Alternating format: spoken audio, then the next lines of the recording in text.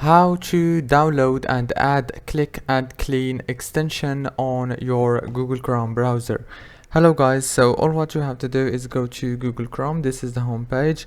Now all what you have to do is click on chrome.google.com and search for Click Clean. Search for Click Clean, and it's not here. So all what you have to do is you need to write it like this: Click and Clean, and here is it. Now click on it. It have more than 1 million users, and as you can see here, you will find how to use it. It's very easy to use actually. Now click on Add to Chrome and click Add Extension, and everything is gonna be done.